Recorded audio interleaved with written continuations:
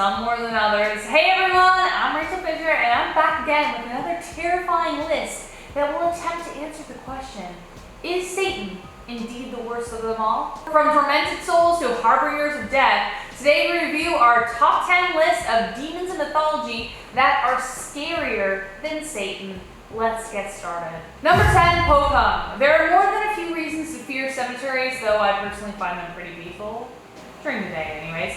But many believe, and rightly so, that spirits of both good and evil walk among the stones and sleeping corpses. In the Indonesian and Malaysian tradition, one such spirit is actually a demon named Pocong, and you don't want to run into him. He is pale, shriveled with no eyes, and his body drips with decay as he floats around. Pocong is a result of a tormented spirit who is trapped on earth. In the tradition of Muslim burials, a shroud must cover the body and be tied in 3 places: the head, the neck, and the feet. Then, after 46 days, the ties are to be removed so the soul can be set free. But if they forget, then the soul is trapped. As a result, the soul turns into a bitter, tormented demon and will spend its time on earth attacking anyone it encounters. Should you ever encounter one though, fall to the ground and play dead, or run down a long road until you're out of sight.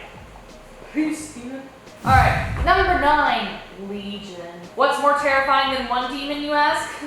Well, obviously more than one. In fact, lots and lots of demons. In the Bible, in the Gospel of Mark 5:9, a man approached Jesus and claimed he was afflicted by a demon. When Jesus asked the man, "What is thy name?" he answered, "My name is Legion, for we are many." Like, what an epic way to present yourself, you know? Sounded like things were pretty crowded in the poor guy. Somehow this guy got possessed by over 2,000 demons, and when Jesus expelled them from the man, he sent their spirits into a flock of nearby pigs. The pigs then ran into the Sea of Galilee and drowned.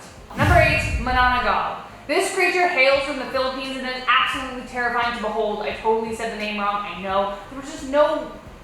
I couldn't find it on the internet, guys, just so you know. I welcome correction, as always.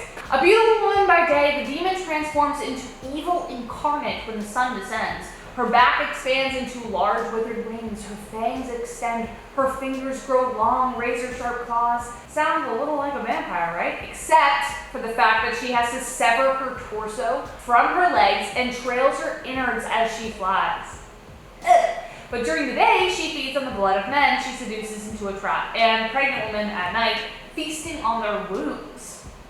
She's literally horrible 24/7, but the definition of evil never sleeps. She just gets worse. But there is a way to best her. If you can find the lower half of her body, cover it in ash, salt, or garlic, then you have a chance of destroying her. She has to reunite with the lower half of her body by sunrise, otherwise she will be destroyed. Beyond that, carry garlic, pungent spices, daggers, tails of stingrays, and holy water to protect yourself. Otherwise, she's a coming and nothing on earth can stop her.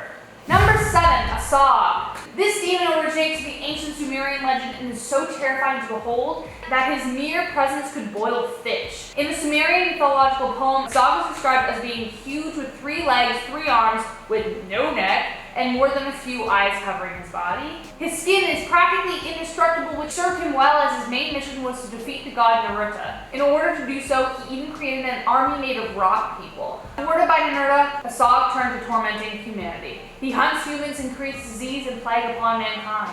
He would cover a human like a piece of cloth, causing headaches, fevers, and a violent sickness and making them entirely too weak to survive. Maybe he was responsible for a certain pandemic? You were thinking it, I'm just saying it. Number 6, Jikininki. This demon hails from the Japanese Buddhism tradition and directly translates to human-eating ghosts. So yeah, pretty much scary right out of the gate there. Humans are their main source of food, though they at least wait until you're dead. They are the spirits of greedy, selfish, and impious souls and appear as human when seen for the most part. Their features are monstrous and have sharp teeth they use to tear the skin from the bones of the dead. As you would expect, they look like rotting corpses themselves, save their glowing yellow eyes. But variants on the lore say that they are actually able to disguise themselves as regular humans during the day, but at night they must feast. Though they have to eat human flesh to survive, they don't enjoy it, but it is the only thing that can slake their eternal hunger. So perhaps it is not so much a case of being afraid of them while you're alive, but the fear of turning into one when you die that makes these creatures so grotesque. Number 5, Abbadon. Abbadon, aka the Destroyer. Abbadon is the 5th angel who fell from heaven and was given the key to the abyss. When the apocalypse comes, he will open it and unleash a terrifying horde of locusts. But not just any locusts. They have a sting like scorpions and only a hunger for human flesh of those who do not have a sign of the Lord upon them. They are not allowed to kill humans, only torture them.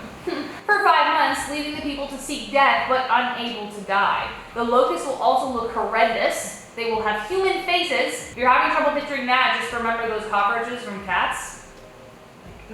They'll also be dolled up in armor, have teeth like lions, and have long, flowing hair.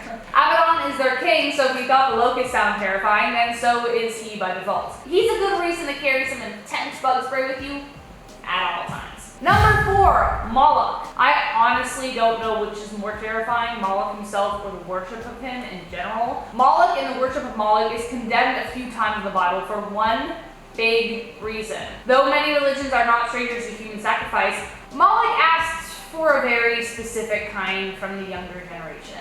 Many newborns were offered up as sacrifices to God in order to ensure a promise for increased fertility, either for that person or the land. Yeah, guys, let's just give up the kid that we just gave birth to so we can have more kids. Like, no logic. Anyways, the bull-like statue depictions of him popular in the Bronze Age had 7 chambers, one of which was meant for the brutal aforementioned sacrifice. They would heat the structure from within and then place the offering inside and beat the drums so they couldn't hear the screaming. Yeah.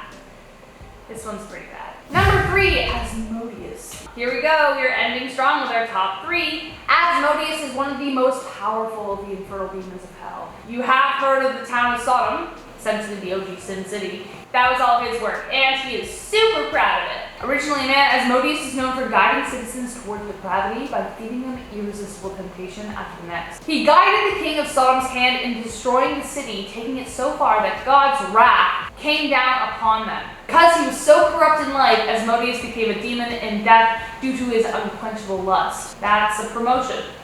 For him, I guess. Number 2, Beelzebub. So hard to think he's scary when he's got such a fun name to say. It sounds like bubblegum. Anyways. Who better to be number 2 than Satan's right-hand man, Beelzebub, Lord of the Flies, one of the 7th princes of hell. He's associated with the figure of Baal, a former fertility god with an unquenchable hunger. He is said to be one of the most powerful demons of the 7, Lucifer obviously being number 1. He is said to represent the sin of gluttony. He is known to devour all and anything he can in the form of plagues. In religions prior to Catholicism, Beelzebub was associated with sacrifices. Wherever blood was spilt in the name of worship, he was there.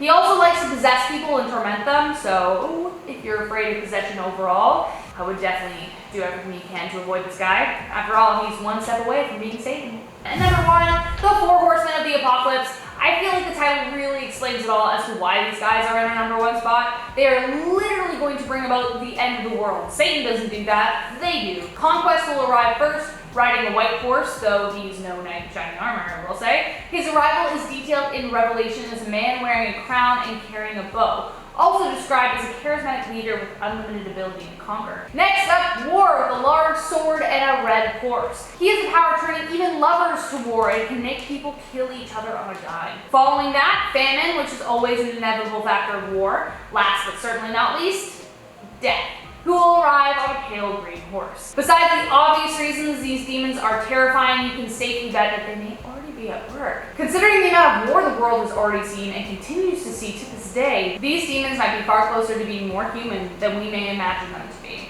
And that was our top 10 list of demons in mythology that are scarier than Satan. As always, you know what to do. Like, subscribe, do the thing. Let us know if you think we missed anyone. You know, what do you think? What are your thoughts on Satan? He's hot, I guess? I don't know. Let's move on. Anyways. I get that one. I'm your host, Raechel Fisher. Until next time, take care.